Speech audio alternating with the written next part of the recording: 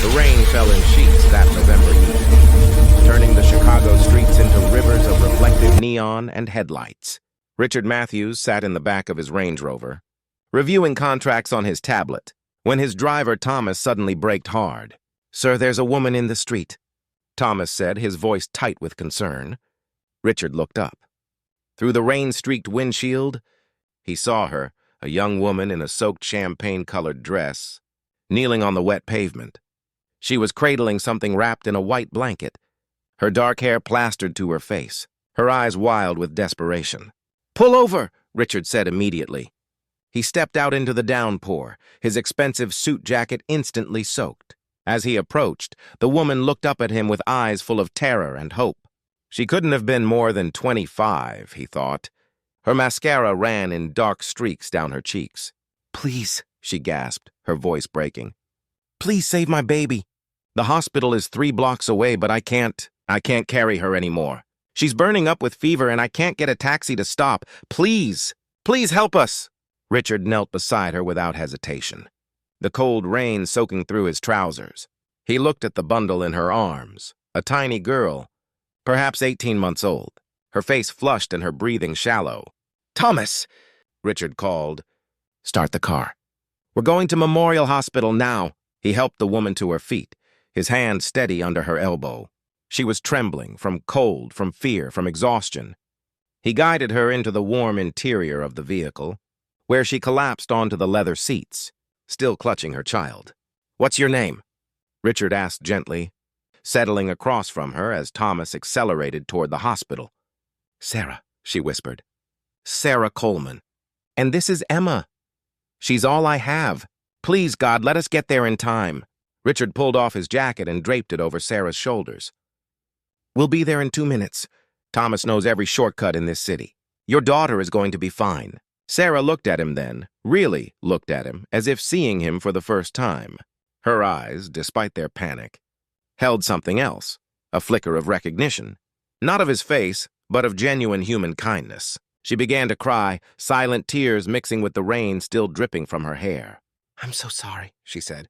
"I was at my waitressing job when the babysitter called. Emma had spiked a fever. I ran all the way and then I tried to get her to the hospital, but nobody would stop. Nobody even slowed down. And then you—" "Don't apologize," Richard said firmly but kindly. "You're a mother protecting her child. There's nothing to apologize for." The hospital entrance blazed with light. Before the car fully stopped, Richard was out, opening Sarah's door and helping her with the baby. He walked beside them through the automatic doors, his presence somehow making staff materialize instantly. "This child needs immediate attention," Richard said to the triage nurse with quiet authority. "High fever, difficulty breathing." Within moments, Emma was in the pediatric emergency room, surrounded by doctors and nurses. Sarah stood frozen at the doorway, watching through the glass as they worked on her daughter, her whole body shaking. Richard stood beside her, a steady presence. "She's in the best hands now," he said softly. Sarah turned to him, and something in her expression made Richard's heart contract. He'd built a commercial real estate empire over 30 years. He'd negotiated with billionaires and politicians, but he'd never seen courage quite like this. A young mother, alone and desperate, fighting for her child with everything she had. "I don't even know your name," Sarah said, her voice barely audible. "Richard Matthews," he said, extending his hand. She took it, and her hand was so small and cold in his. "Thank you, Mr. Matthews. I don't know how I'll ever repay you."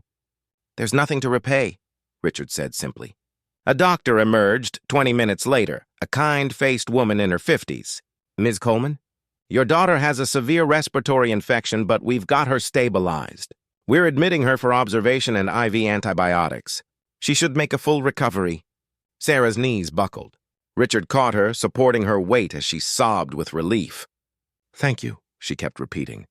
"Thank you, thank you, thank you." The doctor smiled. "You got her here just in time. A few more hours and—" She didn't finish, but she didn't need to.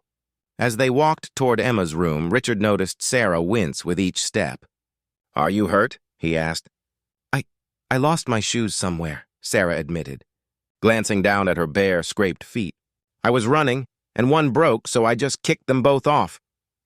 Richard felt something shift in his chest. This woman had run barefoot through the streets of Chicago, in the rain, carrying her sick child, and hadn't even mentioned it until now. In Emma's room, the little girl slept peacefully, an IV in her tiny arm, monitors beeping steadily. Sarah sank into the chair beside the bed and took her daughter's hand, fresh tears streaming down her face. Richard stood awkwardly near the door. He should leave, he knew.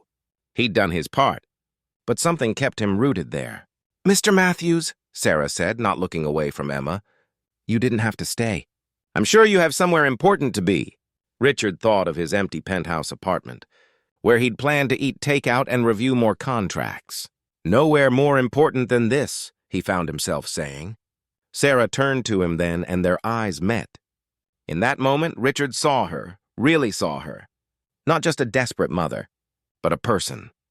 Strong, resilient, beautiful, in a way that had nothing to do with appearances and everything to do with spirit. "Tell me about her," Richard said, pulling up a chair. "Tell me about Emma." And Sarah did. She told him how Emma loved butterflies and would chase them in the park. How she'd just learned to say mama and said it constantly, even in her sleep. How she had a laugh that sounded like wind chimes. Sarah told him other things, too, in the quiet hours that followed. About Emma's father, who'd left when she was 6 months pregnant. About working double shifts at the diner to afford their studio apartment. About her dreams of going back to school to become a teacher someday. Though that seemed impossible now. Richard listened.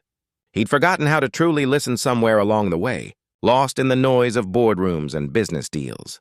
But tonight, in this hospital room, with the rain still falling outside and a small child breathing steadily in her sleep, he remembered. "You remind me of someone," Richard said finally, around midnight. "My mother. She raised me alone after my father died. Worked 3 jobs. I remember her feet would bleed sometimes, but she never complained. She taught me that real wealth isn't what you have, it's what you give." Sarah looked at him with surprise. "You? But you seem so successful?" Richard smiled sadly. "I am, very successful. But somewhere along the way, I forgot what my mother taught me. Tonight, watching you, I remembered."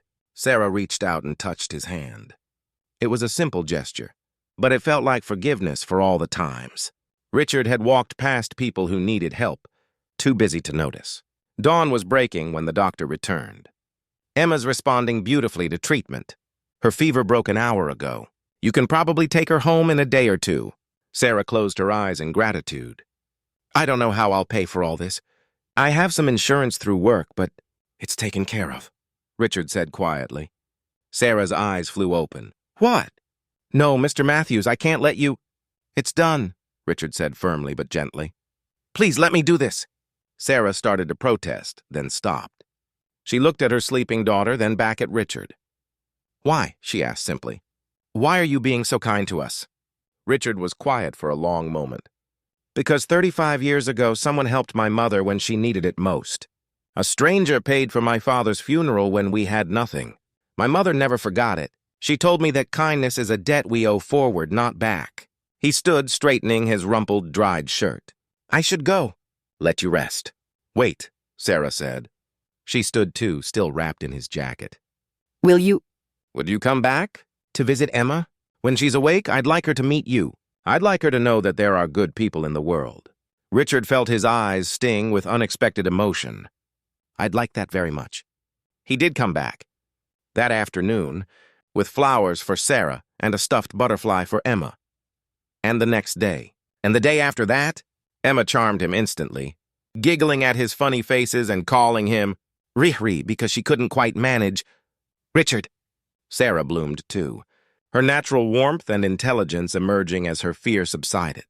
On the day they were discharged, Richard drove them home. Sarah's apartment was in a neighborhood that had seen better days. In a building that should have been condemned years ago. "Sarah," Richard said carefully as he carried Emma up the 3 flights of stairs. The elevator had been broken for months. "I've been thinking. My company owns several apartment buildings. Good buildings. Safe buildings. I have a vacant 2-bedroom in Lincoln Park. Great schools nearby. Let me offer it to you. At whatever rent you can afford." Sarah stopped on the landing, turning to face him. "Mr. Matthews, Richard, I can't keep accepting charity from you." "It's not charity," Richard said. "It's friendship and good business. I need a reliable tenant. You need a safe home for your daughter. It's practical." Sarah looked at him for a long moment, and Richard wondered what she saw. An old man trying to recapture something he'd lost?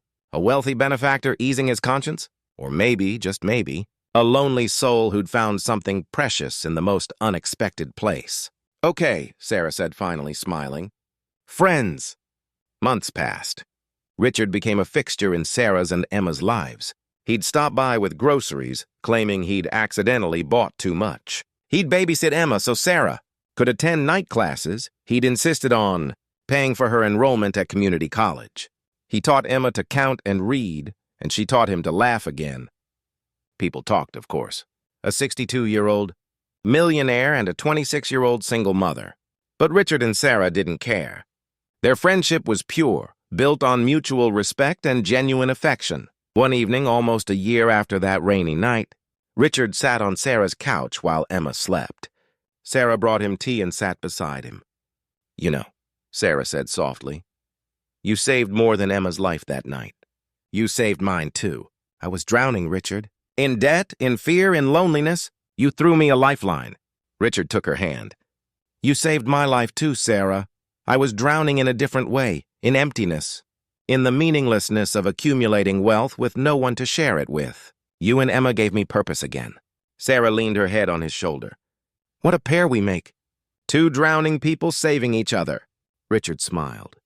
"My mother used to say that's what life is all about.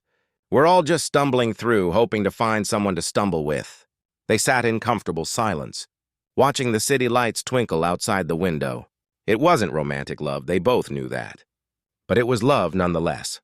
The kind that transcends age and circumstance. The kind that changes everything. Emma stirred in her room, calling out sleepily. Sarah rose to go to her, then paused. "Richard? Will you come too? She sleeps better when we both tuck her in." Richard followed her, his heart full.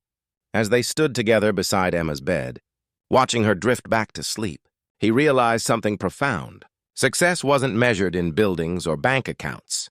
It was measured in moments like this, in the trust of a child, in the friendship of a remarkable woman, in the simple act of showing up. That rainy November night, he'd stopped to help a desperate mother. But in truth, she'd helped him. She'd reminded him what it meant to be human. And sometimes that's the greatest gift of all.